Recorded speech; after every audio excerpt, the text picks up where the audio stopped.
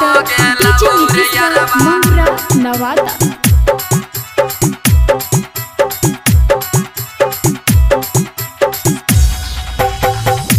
की बताई और यारवा अपना सपना के बात ओकरा फेरे में कटत रहौ दिन चाहे रात।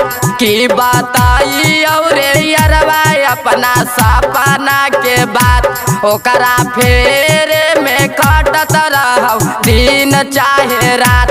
कैसे कहियो कि उनका से मुलाकात हो गेलौ, कैसे कहियो कि उनका से मुलाकात हो गेलौ। हमारा साइकिल वाली छौड़ी से प्यार हो गेलौ। हमारा साइकिल वाली छौड़ी से प्यार हो गेलौ रे यारवा। डीजे नीतीश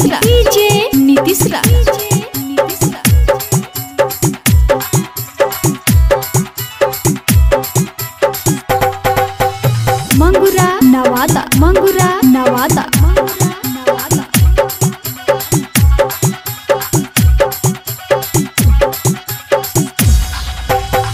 करहौ फोन छौड़ी हमरा के बोलाबहु, प्यारी करेला छौड़ी हमरा के सिखाबहु।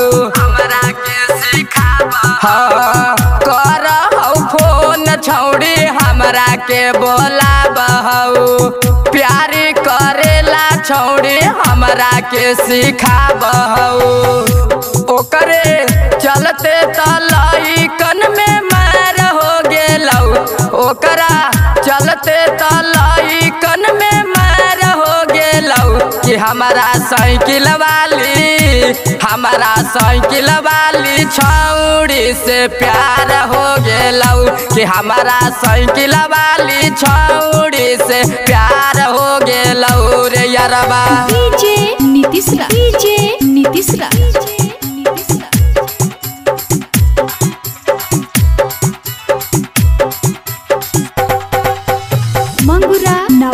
मंगुरा नवादा।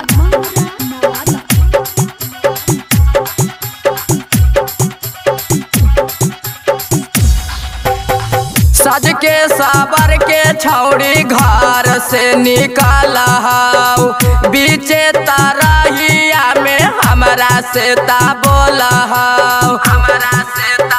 सज के साबर के छौड़ी घर से निकलहौ, बीचे तरहिया में हमरा से ता बोलहौ। राइटर राजा राकेश संगे मार हो गेलौ, हमारा साजन सवरिया संगे मार हो गेलौ। कि हमारा साइकिल वाली छौड़ी से प्यार हो गेलौ। हमारा साइकिल वाली छौड़ी से प्यार हो गेलौ।